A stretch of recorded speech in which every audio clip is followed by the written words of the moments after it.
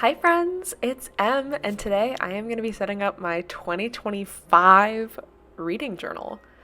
It's just astounding for me. I think this is the third year that I've been doing a reading journal and doing a setup for it. So, woohoo! I'm doing a bunch of, I feel like, different challenges than I usually do. There's still a few old favorites mixed in, but let's dive in.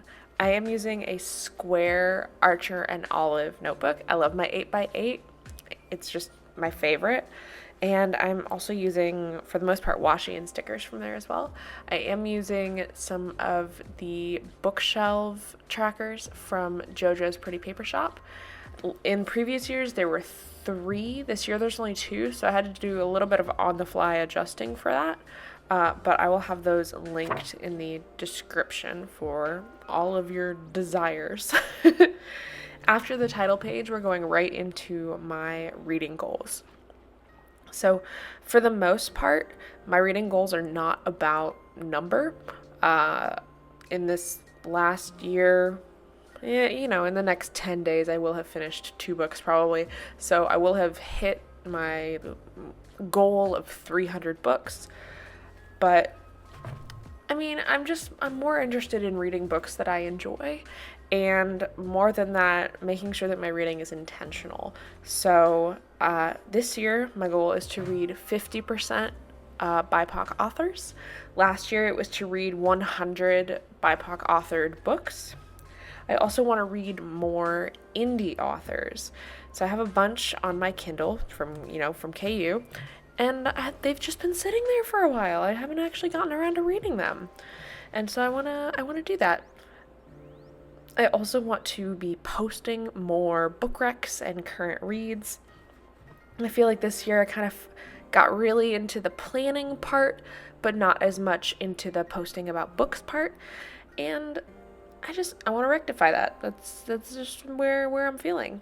I also want to reduce the number of unread books on my bookshelves, really because then then I'll have more space for the books that I have read. And then hosting Cozython again, as well as other readathons. Cozython is just a cozy reading time, and that's really what I need in my life right now, honestly. And then, other readathons are fun, especially when they have themes. So maybe something for Halloween or something for Valentine's Day. I don't know. I also want to reduce my spending on special editions or duplicate copies. Often I'll buy a book and then I'll be like, oh, well, there's this Owl Crate edition of it that's so pretty. And I'll buy it, and I'm like, if I don't need 2 copies of the same book, I can just have one special copy and that's it. I also want to go to a silent book club.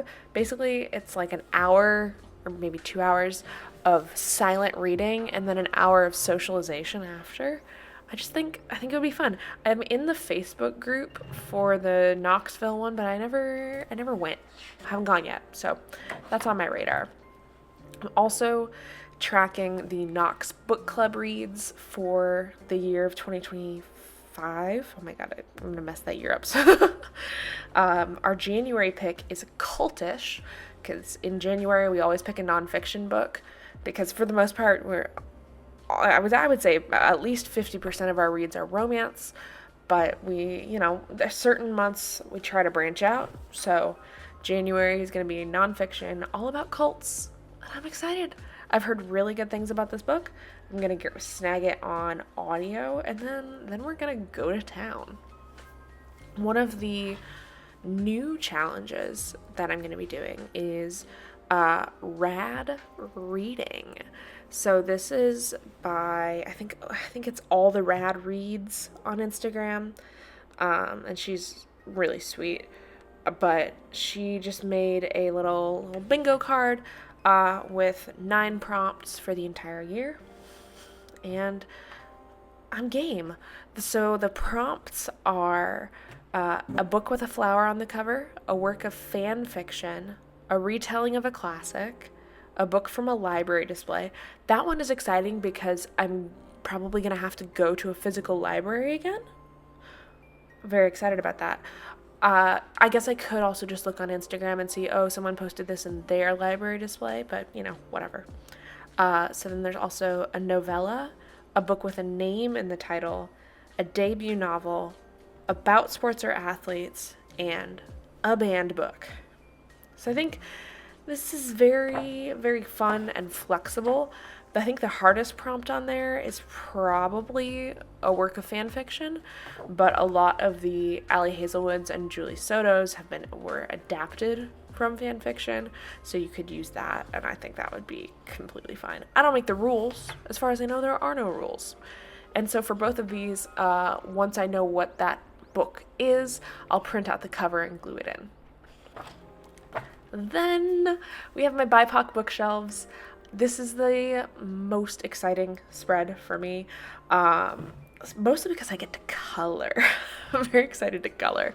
I might use colored pencils this go around because I felt like I had a lot of smudgage when I was like highlighting things previously with like markers, but I don't know.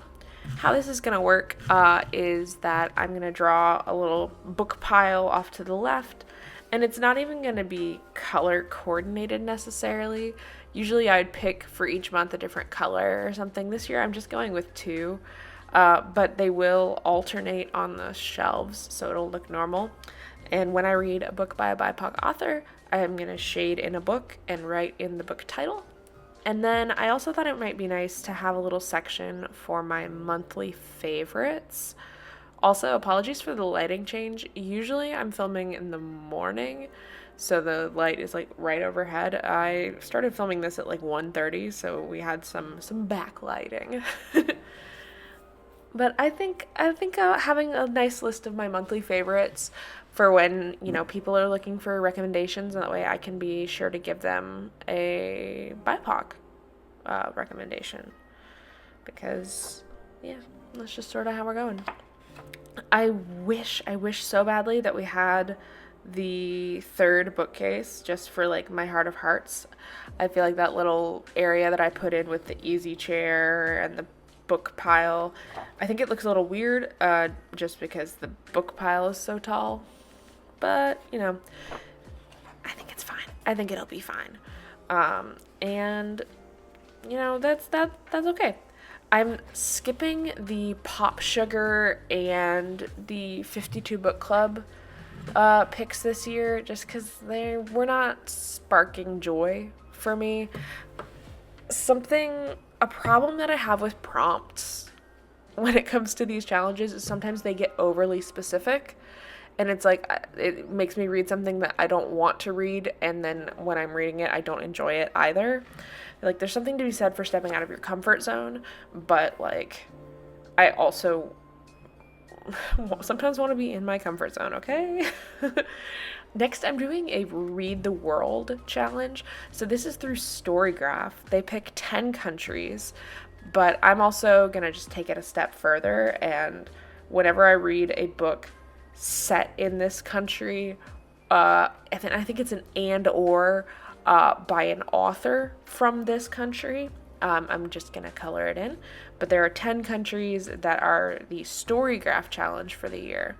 And so if you have any recommendations for books set in these countries or whose authors are from those countries, preferably both, let me know. The only one that I'm like 100% sure I know what I'm reading for is the Netherlands, because Rachel Lynn Solomon's new book is going to be set there. But the other ones that we're looking at are Belgium, Mexico, Iceland, Egypt, Kenya, Australia, China, and the Philippines, and Malaysia. Those are the 10 countries that are on the Read the World Storygraph Challenge. And this is kind of cool because like each year they switch the countries. I don't think that I'm going to have much of an issue with finding Mexico or China, just based on like the current books that I read. I don't think that I'm going to have too much of an issue there. But some of the others, I'm like, I don't know. I do not know. So any recommendations you can give me would be awesome. I'm also, under each country's name, I am going to write the title of the book that I read from there. And there's plenty of room for bonus books. So if I go in and I start reading a book by an author from Brazil, you bet your butt I'm going to write that in because I want to see how many different countries I can read this year. I may end up having to make like a little tip in or a separate page somewhere to just like keep note of everything. This may end up just being those 10 books, but it's nice, and I'm excited to sort of widen the reaches of my reading. Doing some translated works would be kind of cool, especially like I don't know. I'm just excited. That's really it. And then we have my favorite challenge. It might not be my favorite. I don't know. But it's one that I very much enjoy, which is the buzzword readathon. So this is based on the titles. And then Kayla, the Books and Lala, who created this challenge, also introduced the cover challenge, which I think is great because there's often lots of trends in titles as well as covers. So for the buzzword readathon, the prompts are as follows. So there's truth and lies. So words like truth words or lies words, so like honest or liar. Then there's water words. So I was in like a river or a lake or drop, maybe. Then there's thing. So maybe like something about Mary, or the thing is, or I don't know. Again, I'm going to be utilizing Storygraph a lot to get recommendations that fit these titles. But we got animals. We have 2 and 2 memory words, which that's going to be really easy this year, honestly, because there are so many books coming out that are focused around dementia. So things like remember, that it will be easy to find books for that. Then we have punctuation, with, events, violent words. Really, a lot of thrillers will work where they're there. So like kill or hurt or, etc. Then there's never and alliteration. Alliteration should also be fairly simple because I feel like that makes my brain happy when things are alliterative, but you never know. I don't know. Then the cover challenge, this I'm really excited about. I'm excited about everything, but we have a bunch of different ones. So there's a pattern on it. So like Sally Rooney's Intermezzo has that checkerboard pattern. Skyline, books, animal. That one should double dip with if there's an animal in the title, there's probably also an animal on the cover. So like shark heart, for example. Eyes, celestial objects, technology, transportation, foliage, a weapon, food or drink, and then monochrome. I think monochrome is where I'm going to struggle the most because it's going to need to be like blue text and blue cover. Also, I realized throughout this that I initially started out with a bunch of washi tape and stickers, and then I forgot to use them on the later spreads. So you'll see me go back and forth a little bit trying to make sure that I am actually putting them in. That cream colored washi is my absolute favorite, and I'm going to be devastated when I run out. But hopefully it'll last me the rest of the year. Also, we have 25 in 2025. So this is 25 backlist titles that you want to read in 2025. It's hosted by my friend Ashley and a few others. I will be making a reel later once I decide exactly which books I want to pick. Last year, I picked 24 BIPOC authored books, and I'm definitely going to be doing the same this year. I just also might be focusing more on books that are like already on my shelf. Now, in terms of books that I want to be on my shelf, I'm going to make a little pre-order tracker. And I made this last year and then I stopped using it because I got distracted. But now I have a friend who runs a bookshop, independent, and I will order books through her. So I need to know that like I've asked her to order it for me so that I don't go buy it somewhere else. And I could search through my text messages or whatever, but this is easier. It's just a little bit easier. I also really like the color that I'm using this blue and green calligraphs, and I just really like how that turned out too. It felt very pretty and just sort of like on theme. I definitely also have more books in the latter half of the year, but I also think that that's when I buy a lot of books. December isn't a really heavy release month, but like July will be for sure, so there might be some overrun. And then we have our last two challenges. Last two! So we have 12 friends, 12 recs. Some of these books I know things about, others I really don't. I also have one spot left, so if you want to recommend a book to me that you think that I will really like, let me know in the comments. I would be happy to add it into that slot. The books that were recommended to me by my friends were We Could Be So Good. So that's by Kat Sebastian. Strikeout, which is a soccer book, I think. The Silverblood Promise, which is just fantasy. I don't really know. I think it's probably a lot of political intrigue. Whiskey Business, which is a rom-com or romance, not sure. Midnight Duet, which is a romance, but it's a interpretation or it's a play on Phantom of the Opera. For Shia's Wrath, this is a fantasy book that I just didn't grab it on NetGalley, and now I'm here and I want to read it. As well as Anna Maria and the Fox, which is a historical romance.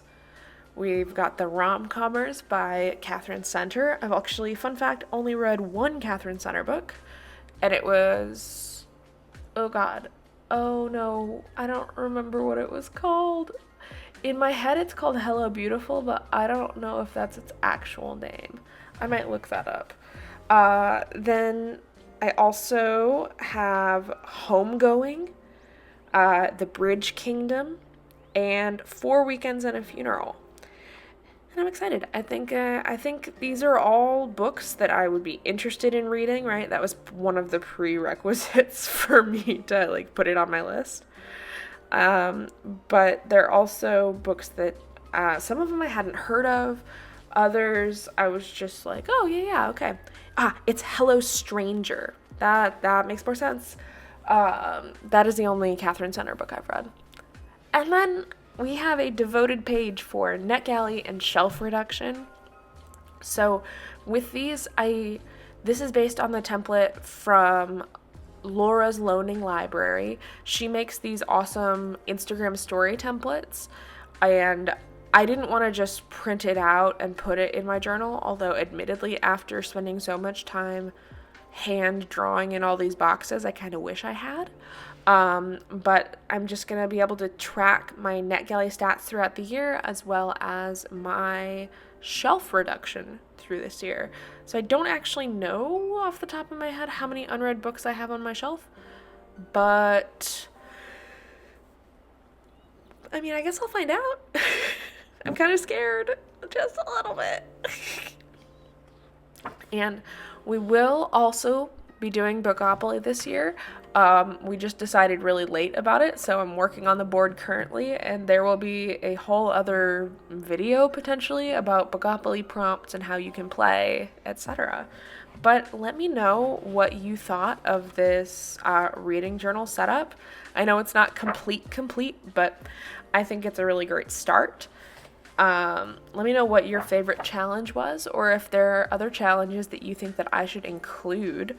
I could maybe squeeze another one in. Maybe. I don't know. Maybe. And let me know if you have any books that you think that I would enjoy, that you really enjoyed, or if you're looking for recommendations for yourself, I'd be happy to provide some. And as always, happy planning.